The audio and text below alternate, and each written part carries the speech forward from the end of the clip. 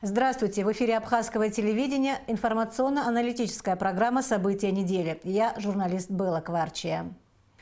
Эта неделя стала временем подведения итогов 2017 года. О своих достижениях, а также о нерешенных задачах отчитывались различные министерства и ведомства. Однако главным итоговым отчетом года о состоянии дел в различных сферах жизнедеятельности государства стало обращение президента Абхазии Рауля Хаджимба с посланием к парламенту страны, а также пресс-конференция, которую глава государства провел для представителей СМИ республики 21 декабря. Более 30 вопросов о проблемах экономики и здравоохранения, бюджете 2018 года, судьбе приватизированных, но до сих пор не работающих объектов. Эти и многие другие темы были подняты журналистами в ходе пресс-конференции главы государства. Раулю Хаджимба был задан и вопрос по поводу его планов на 2019 год, когда в Абхазии пройдут выборы президента, а также главу государства попросили прокомментировать информацию, появившуюся в некоторых СМИ по поводу создания совместной команды с экс-президентом Александром Анкваб. В 2018 году появятся первые пенсионеры, которые по году рождения не попадают в категорию лиц, претендующих на получение российской пенсии. Этот вопрос решается с российской стороной, но параллельно должны быть предприняты определенные шаги для того, чтобы Абхазия могла самостоятельно выполнить обязательства по пенсионному обеспечению своих граждан, подчеркнул глава государства. Тема постановки начисления пенсий по отношению к этой категории людей достаточно непростая. Там две даты – до 1991 года, и размер пенсии определяется для категории людей до 2002 года работавших в тех или иных структурах. Мы ставим этот вопрос, мы обсуждали эту тему. Российская сторона готова с нами на эту тему разговаривать. Я думаю, что будут определенные подвижки в этом вопросе. Обращение президента Абхазии с посланием к Народному собранию парламенту страны состоялось 20 декабря. Его основная часть была посвящена результатам, достигнутым в экономике страны в уходящем году и важным задачам на 2018 год. В послании Рауль Хаджимба также обозначил главные приоритеты развития государства и дал конкретные поручения правительству республики. С подробностями Ирина Аршба. Проблемы экономики, системы образования и здравоохранения, безопасности и кадровой политики в органах государственного управления и пути решения наиболее острых вопросов в этих и других сферах жизнедеятельности государства были озвучены в ежегодном послании президента Народному собранию страны. В этом году государству пришлось понести значительные расходы по ликвидации ряда стихийных бедствий, а также чрезвычайной ситуации, имевшей место в селе Приморское.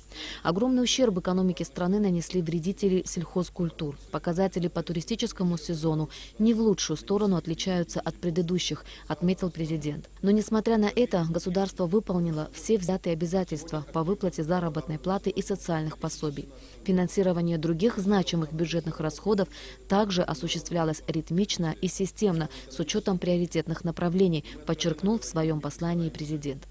Экономическая политика страны должна быть ориентирована на постоянный экономический рост, отметил Рауль Хаджимба. Начатый в 2015 году курс государственной политики, направленный на повышение собственных доходов бюджета, будет продолжен и в 2018 году. Акцент нужно делать не на увеличение фискальной нагрузки на законопослушных налогоплательщиков, а на выявление тех предпринимателей, которые, используя бреши в законодательстве, применяя коррупционные схемы, уходят от справедливого налогообложения и создают нездоровую конкуренцию добросовестным предпринимателям. Необходимы налоговые реформы, адаптированные к местным условиям ведения бизнеса. Актуальным остается вопрос отмены или модернизации неэффективных налогов, сокращения их численности, введения упрощенного режима налогообложения. Поручаю правительству завершить работу над концептуальными основами реформирования налоговой системы и представить свои предложения к концу второго квартала 2018 года. Одной из основных задач президент обозначил обеспечение населения качественной, высококвалифицированной и доступной медицинской помощью, внедрение современных методов профилактики, диагностики и лечения заболеваний. Поручаю Министерству здравоохранения в 2018 году завершить работу по нормативно-правовому оформлению реформирования системы здравоохранения. Президент особо обратил внимание на обеспечение общественной безопасности и борьбу с преступностью как на одну из ключевых задач государства. Рауль Хаджимба отметил, что законодательство, регламентирующее деятельность милиции, не отвечает существующим вызовам и реалиям. Система управления правоохранительных органов громоздка и неэффективна. Поручаю Министерству внутренних дел во взаимодействии с другими правоохранительными органами, депутатами и общественностью разработать и представить в парламент проект нового закона о милиции. Новый закон должен обеспечить более надежную защиту прав граждан, их собственности, интересов общества и государства. Без серьезных усилий по сохранению и развитию абхазского языка, укреплению его реального статуса, значительного расширения коммуникативных возможностей невозможно обеспечить прочную идеологическую и культурно-ценностную основу государственного развития, убежден Рауль Хаджимба. Как отметил в завершении послания глава государства, вопросы стратегической повестки и планы на ближайшую перспективу не должны оставаться лишь декларациями. Они должны исполняться в полном объеме. Только тогда будут достигнуты существенные результаты. Ирина Аршба, Алексей Агухава, Абхазское телевидение. Некоторые пункты ежегодного послания президента мы обсудим с нашим гостем в студии, депутатом Народного собрания Леонидом Чамагуа. Здравствуйте, Леонид Михайлович. Здравствуйте. В этом году президент Абхазии Рауль Хаджимба обратился к парламенту с очень обстоятельным посланием традиционным. Был сделан некий анализ и были поставлены задачи на следующий год. В связи с этим я бы хотела, чтобы вы, во-первых, оценили само послание. Чему была посвящена большая часть послания президента парламенту страны? Ну, что хотелось бы отметить в первую очередь, что мне послание само понравилось, и в сравнении с предыдущим, мне кажется, что оно и по объему было больше, и по содержанию гораздо глубже. И более того, это впечатление ряда коллег, которые присутствовали там. Но само послание, конечно, оно посвящено было многим темам, но мне вот так вот на глаз скажу, наверное, около 50% времени президент посвятил экономическим вопросам, что, на мой взгляд, неудивительно и своевременно на самом деле, потому что все остальные сферы, о которых он говорил, он также затронул и социальную сферу, и образование, и здравоохранение, оборону, безопасность, еще репатриацию, ряд других тем. Но в основном мы все прекрасно понимаем, без развития экономики, а президент отметил, что да, он согласен с тем, что наш бюджет – это отнюдь не бюджет развития, пока еще, но мы предпринимаем некоторые шаги, и он указал направления, в которых мы собираемся двигаться для того, чтобы все-таки появились возможности для реализации некоторых и экономических проектов, и социальных. Я надеюсь, что реализация будет. Спасибо. Конкретно перед депутатами была поставлена задача довершить ряд законопроектов, в том числе о налоге на добавленную стоимость и еще некоторые законопроекты. Скажите, как депутатский корпус расценил вот эти задачи, которые поставил президент, и насколько они, как вы считаете, выполнимы именно в 2018 году? Или, может быть, вы могли бы назвать какие-то другие сроки? Ну, я думаю, основные задачи, которые ставил президент, они реальные, выполнимы именно в 2018 году. И сейчас я вернусь к налогу о добавленной стоимости. Там говорится и о реформе выборной системы. И мы обязаны, если нам нужно вносить изменения, внести их заранее, до выборов. У нас не так много времени осталось. Фактически предвыборная кампания, подчеркиваю, не выборы, а предвыборная кампания начинается уже через 1,5 года. Поэтому есть вещи, которые мы просто обязаны сделать в первой половине 2018 года. Что касается именно поручений данных парламенту, дело в том, что законодательные акты, которые принимает Народное собрание Республики Абхазия, должны приниматься в тесном сотрудничестве с исполнительной властью. Среди депутатов могут просто не быть специалисты в той или иной сфере.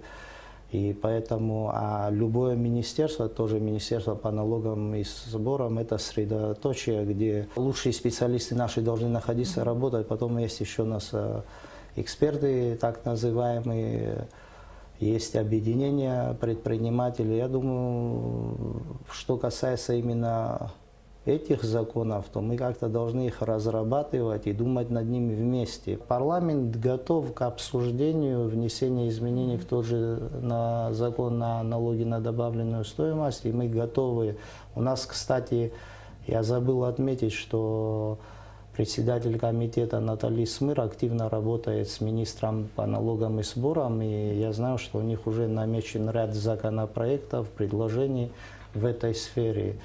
Еще хотелось бы добавить, вот президент в своем обращении отметил, что он против того, чтобы мы увеличивали налоговую нагрузку. Он как раз говорил о том, что не нагрузку это увеличивать надо, а надо увеличивать круг налогоплательщиков, выявлять тех людей, которые уходят от уплаты налогов. В этом направлении тоже, я думаю, будет вестись работа.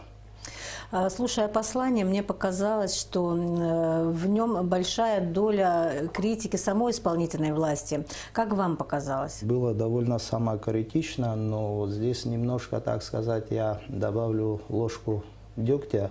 Президент говорил о чиновниках, о тех, кому давались поручения, эти поручения не выполнены или не выполняются. Также было сказано, что некоторые просто привыкли работать в таком режиме, ничего не делая, ни на что не реагируя, не выполняя никаких указаний. Но за этим следуют естественные вопросы и у населения, и у нас, у самих. Были даны поручения и год назад. На какой стадии? Возможно, есть ряд поручений, которые в указанные сроки невозможно выполнить, их нужно там продлить эти сроки. Есть поручения, которые просто не выполнились, допустим. Есть, наверное, те поручения, которые выполняются. Мы знаем, там в законодательной части ведется определенная работа, но хотя бы те министры, которым давались эти поручения, они должны были выйти в эфир и рассказать, что они сделали. Что сделано, что не сделано, почему не укладываются в сроки. Вот сейчас были обозначены очередные сроки. Но если закончится, там было что-то в первом квартале, что-то во втором должно быть реализовано, ну пройдет это время, что и опять тишина. Если человек не реализовал, не выполнил, не достиг, тогда почему он работает? И вот здесь, мне кажется, есть некоторая слабость в позиции нашего руководства, но я думаю, что мы в этом году все-таки увидим или результаты, или какие-то кадровые изменения. Говоря о тех вопросах и проблемах, которые переходят из года в год, я бы хотела вспомнить тот пункт, о котором говорится в послании, это о конституционной реформе. О взаимодействии исполнительной и законодательных властей. Эта проблема действительно не первый год стоит. И опять в этом году было сказано об этом, сказано о том, что пора двигать конституционную реформу в сторону того, чтобы увеличить полномочия парламента. Как этот пункт оцениваете вы, депутатский корпус, и что намерены в этом плане делать депутаты, потому что это напрямую касается в первую очередь депутатского корпуса? Да, на самом деле было сказано о том, что надо перераспределять полномочия между исполнительной и законодательной властью. Если мне память не изменяет, в этой части было сказано, что надо переходить к тому, чтобы парламент утверждал кандидатуру премьера, парламентское большинство влияло на процессы, связанные с формированием Кабинета министров, и в том числе несло ответственность за работу Кабинета министров. С этим нельзя не согласиться. И здесь, понятно, мы как законодательный орган должны выходить со своими предложениями, но мне все-таки кажется, что во избежание очередного витка напряжения нам стоит все-таки исходить из того, что этот вопрос должен сперва быть обсужден. И он обсуждается все это время, правда, периодически, но сейчас, наверное, настало то время, когда крупнейшие общественно-политические движения, партии, политические силы, которые есть в стране, должны прийти к какому-то приемлемому, компромиссному, скажем так, результату. И в этом случае мы уже как законодатели просто должны оформить это в виде закона. В противном случае есть опасность того, что если только сам парламент без консультаций с политическими партиями, общественными движениями будет решать этот вопрос, нас могут обвинить. Ну, как обычно у нас бывает, что мы под кого-то, под что-то, под ситуацию пытаемся повлиять. Тем более мы говорили о том, что выборы не за горами.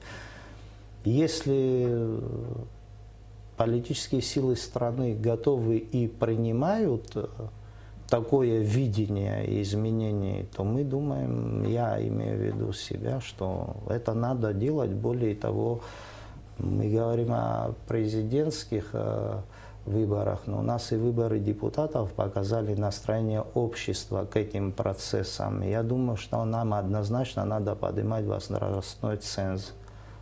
Нам однозначно надо говорить о том, чтобы люди, идущие в парламент, имели определенный стаж работы, имели определенное образование. Более того, есть идея, не знаю, как она будет воспринята, на мой взгляд, идея неплохая. Мы говорили в эфире с Элеонорой Кавони о том, чтобы законодательно закрепить обязанность кандидатов в депутаты выходить в эфир, приходить на дебаты и так далее. То есть здесь есть над чем работать, и эту работу нужно делать. Это только усилит и улучшит работу следующих созывов, более качественные будут и отбор более качественных кандидатов в депутаты. Это только улучшит, на мой взгляд, ситуацию. Президент давал оценку и состоянию диалога с оппозицией. Он говорил о том, что он ведется, говорил о том, что есть такие цивилизованные формы общения, к ним все больше прибегают представители оппозиционных партий и представители тех, кто находится у власти, представители властных партий, скажем так, да? Вот как вы оцениваете этот момент? Видите ли вы картину именно так? В части, касающейся диалога с оппозицией, я не могу сказать, на каком он уровне, достаточно ли этот уровень высок, или он как бы то есть, то нету. Мне трудно сказать, потому что я не участвую в этом диалоге, но я могу сказать другое, и это большой позитивный момент. Я наблюдаю, что сегодняшняя оппозиция, она все больше переходит вот именно к таким методам борьбы, как озвучивание своих идей, предложений и так далее, убирая напряжение в обществе в части вот этих уличных митингов. Я считаю, это для них большой плюс, и это как бы в предвыборную ситуацию даст свои результаты, когда я вообще думаю, что зрелые политики должны обладать выдержкой. И если этот этап у нас остался позади, вот этот негативный наш опыт, то это большой плюс. Более того, президент давал пресс-конференцию, там прозвучала и такая фраза, что мы прислушиваемся к тому, что говорит оппозиция, и к их критическим замечаниям, и стараемся некоторые вещи делать и изменять именно исходя из той критики, которая звучит от этой части нашего общества. То есть это заслуга и власти, потому что она не отметает, не слушая и не оценив заявления какие-то, которые делают представители оппозиционной стороны, скажем так, да? Мне кажется, что это в любом случае плюс любой власти, которая умеет прислушиваться к критике. И еще раз хочу подчеркнуть, это плюс и для оппозиции, когда она умеет правильно преподать и преподнести эту критику. Это и стабилизирует общество, это дает нашему населению, нашему народу возможность объективно, не в суматохе, не на эмоциях, а оценить ту и другую сторону. Из этого все извлекут, если можно так сказать, пользу. Большую часть обращения президента занимала тема российско-абхазских отношений, в частности, в области медстрахования, создания ИКЦ. тема, которая в свое время очень много дискутировалась. Расскажите, пожалуйста, насколько вам показалось глубок анализ того, в каком состоянии находятся сейчас наши отношения с нашим стратегическим партнером? В послании дать совершенно глубокий анализ и оценить со всех сторон наши взаимоотношения, конечно же, невозможно, но тем не менее указаны некоторые знаковые моменты. Да, это открытие российского посольства при суда Лаврова, встречи Рауля Хаджимба и Владимира Путина, которые свидетельствуют о доверительном и высоком уровне отношений между руководствами стран и между нашими государствами. Тут по-другому понимать ситуацию просто невозможно. Что касается вот тех соглашений, которые сейчас подписаны, которые на стадии реализации находятся, тоже тяжело переоценить их значимость. В части медстрахования мы прекрасно знаем, что сегодня в Абхазии немало людей, которые остро нуждаются и в выезде за пределы республики, и в квалифицированном лечении. И поэтому это очень серьезный шаг и очень позитивно должен сказаться на нашем населении, на наших гражданах. Что же касается ЭКЦ, ну да, соглашение подписано. Я один из тех, кто поддержал его, но я хочу увидеть результаты работы этого информационно-координационного центра. Я хочу знать, какой они ведут анализ, каким приходят выводам, о чем говорят, что предлагают для того, чтобы изменить криминогенную ситуацию в Абхазии. Есть опасения, время покажет, обосновано оно или нет, что это будет очередной ничего не решающий орган. Мы должны научиться извлекать выгоду из всего, о чем договариваемся с нашими партнерами, союзниками и друзьями. На это и нацелено любое соглашение. И здесь я хотел бы отметить, что у нас еще впереди вопрос стоит о переоснащении нашей армии. Кстати, МВД наше, мы понимаем, что уровень его оснащения это 60-е и 70-е годы прошлого столетия. У нас еще пока разговор, понимаю, это в секретной части, наверное, где-то прорабатываются, может, уже проработанные документы о перевооружении и оснащении нашей армии. У нас еще есть вопросы в наших взаимоотношениях, которые до конца еще, они просто на стадии осуществления, я надеюсь. Абхазское общество, знаете, воспринимает все эти соглашения с некоторой подозрительностью. Понимаю почему, потому что все-таки мы, хоть и партнеры и союзники, но неравнозначные по своим возможностям.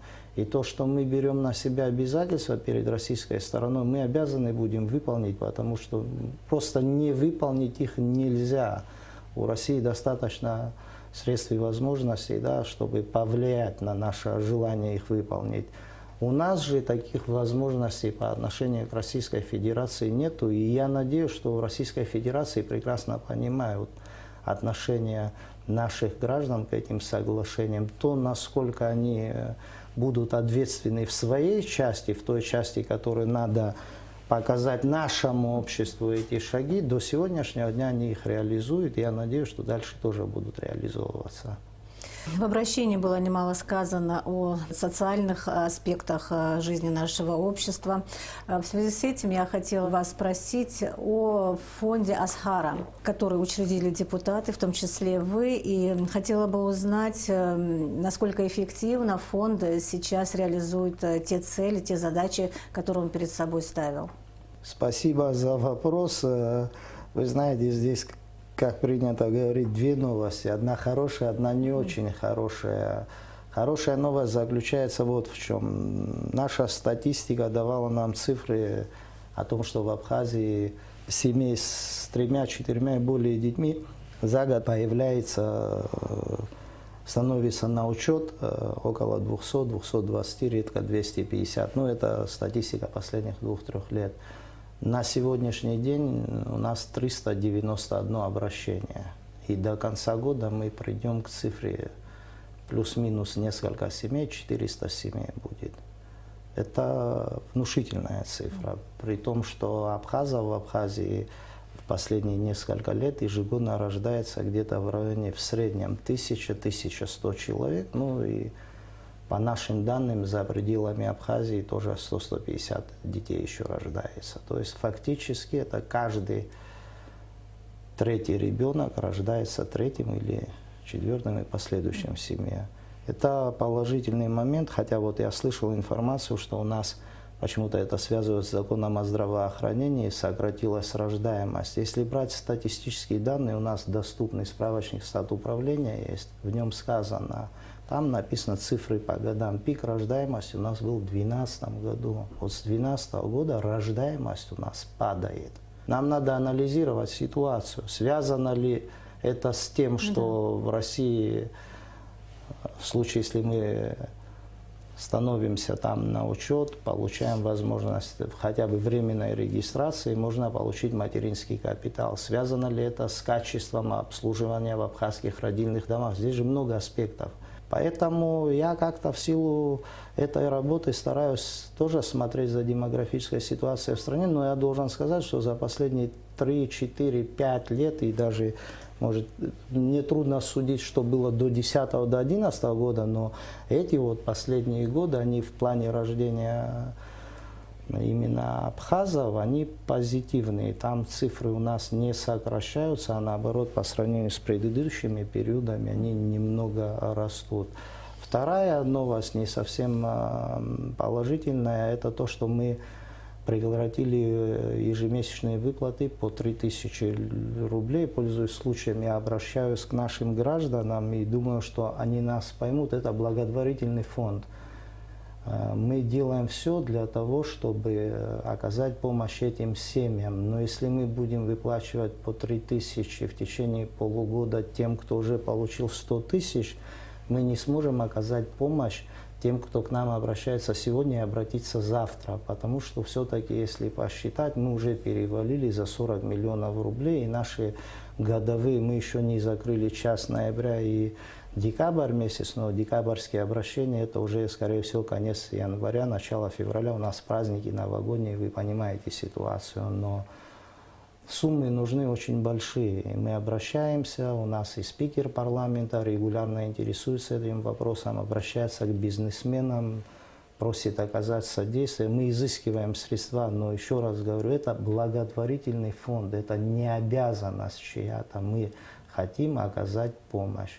Думаю, что фонд будет работать и в следующем году. Вообще, честно говоря, когда мы учреждали этот фонд, мы руководствовались тем, что у нас будет реальная статистика. И на самом деле мы получили очень много интересной информации. Вот когда у нас было 333 обращения, 335, вернее, из них 163 мальчика родилось и 162 девочки. И оказалось, что у нас 6 пар двойняшек.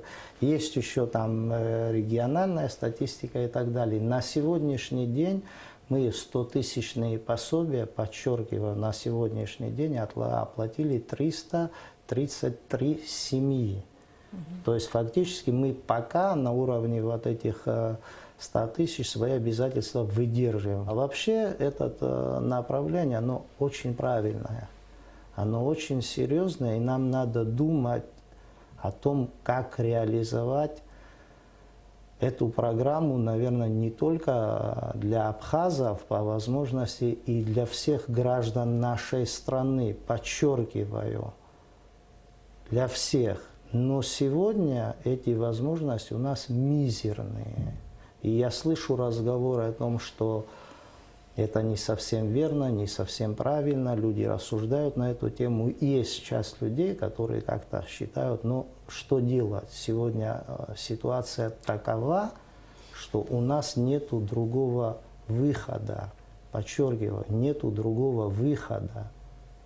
Если мы не сделаем это сегодня, завтра уже может быть поздно.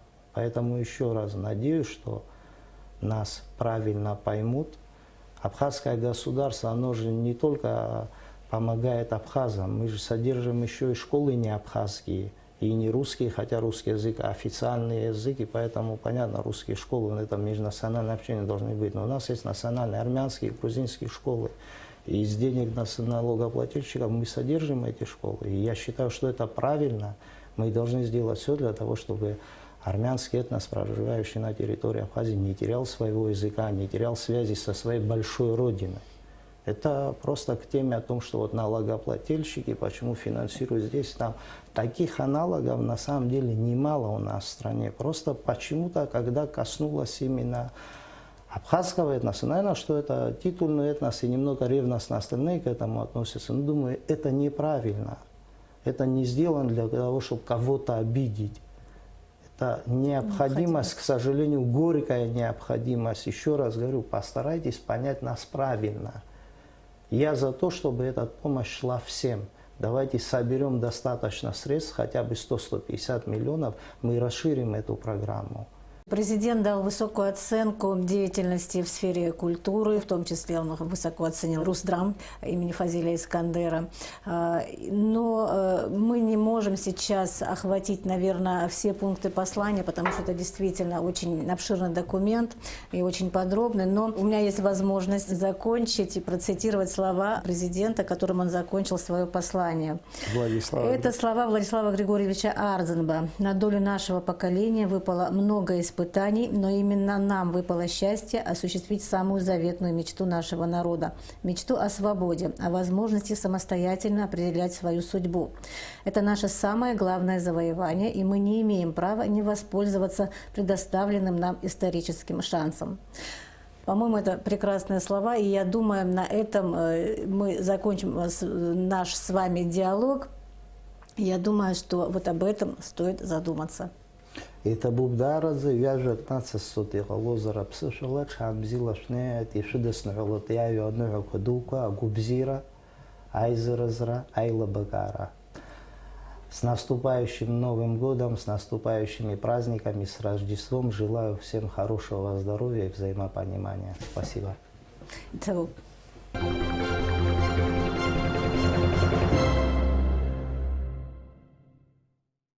Мы продолжаем нашу программу. Накануне в зале Государственного музея боевой славы в Сухуме состоялся новогодний праздничный концерт учащихся музыкальных школ и школ искусств Сухума. Концерт был организован Управлением культуры столичной администрации. Нисфа Аршба с подробностями. Невозможно представить жизнь без музыки и танцев. Наверное, делать этого и не нужно, ведь творчество украшает нашу жизнь, привносит в нее самые разнообразные краски, делая ее более яркой. Главная сцена Музея боевой славы на этот вечер превратилась в центр такого веселого и красивого праздника творчества. Свое умение петь и танцевать, играть на самых разных инструментах демонстрировали учащиеся школ искусства и музыки столицы.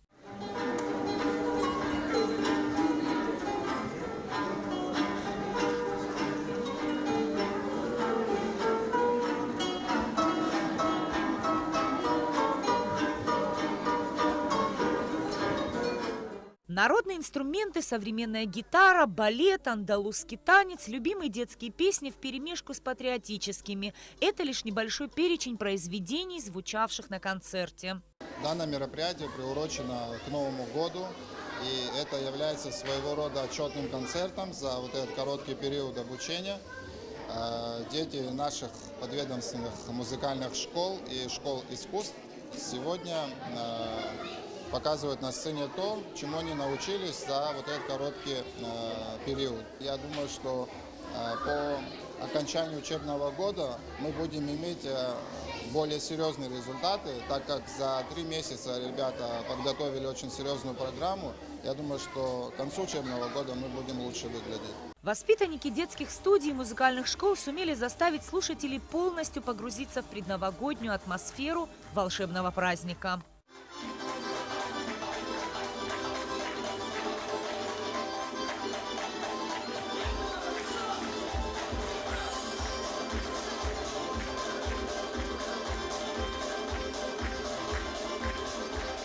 В программе концерта музыкальные номера самых разных жанров и направлений, от классических до современных танцев. Здесь и брейк-данс, и национальные танцы, и любимые песенки детства.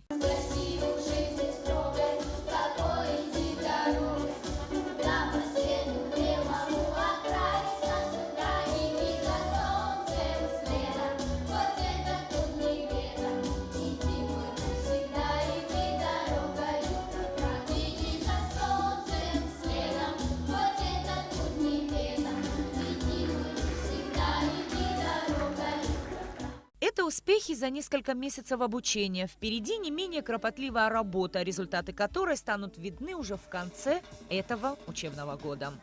Нисфарш, Артур Каландия, Абхазское телевидение. Новогодняя ярмарка «Арт-маркет» открылась в Сухуме. Свои работы представили художники, дизайнеры и коллекционеры, а также учащиеся вспомогательной школы Сухума и подопечной благотворительной общественной организации «Киараз». Репортаж Сарии Смыр. Новогодняя ярмарка собрала много посетителей, среди которых как жители столицы, так и многочисленные ее гости. Здесь можно купить эксклюзивные новогодние игрушки ручной работы, изделия из дерева, керамики. На фестивале также можно было отведать новогодние угощения и ароматные согревающие напитки. Сейчас идет год собаки, и вот понравились нам собачки. Это же не в таком количестве, как выпускают заводские игрушки. Они все равно оригинальные. И даже если они, допустим, там не одна штучка, ну, оно все равно ценно. В этом году в фестивале, который уже стал традиционным, приняло участие более 70 человек со всех районов республики. По словам организаторов арт-маркета, с каждым годом участников становится больше. Соответственно, и предлагаемого товара тоже. Порой посетителям сложно сделать выбор. Сами участники, что я могу сказать, начиная с лета, с весны, они встречают меня в городе и спрашивают, когда будет следующий арт-маркет. То есть это ожидаемое событие, это смотр достижений, творческих успехов друг друга. Несмотря на плохую погоду, недостатков в посетителях не было. Выбирать подарки близким именно здесь для многих из них уже давно стало традицией. Оригинальные сувениры ручной работы были всегда востребованы, признаются участники фестиваля. Людям очень нравится, воспринимают с большим удовольствием, потому что это все-таки не фабричные игрушки, а сделанные руками от чистого сердца и притом из натуральных материалов. Многие из присутствующих принимают участие в арт-маркете впервые. Это получилось очень неожиданно и впервые. Вдохновили меня мои друзья. Результат тоже, я думаю, будет неплохой. Как бы людям нравится, интересуются ручной работой. Так что мы довольны. К примеру, воспитанники вспомогательной школы Сухума более месяца готовились к этому мероприятию. Результатом их стараний стали красивые елочки. Давно мечтали попасть на арт-маркет. Наконец-то наша мечта сбылась. Вот наши девочки, учащиеся помощницы, они принимают такой опыт. Арт-маркет будет работать 2 дня до 24 декабря. Выбора здесь действительно много. Так что каждый желающий сможет подобрать себе именно тот подарок, который ему по душе. Сария Смыр, Саида Гухава для событий недели. На этом наша программа подошла к концу. Я желаю вам всего доброго и до встречи в эфире.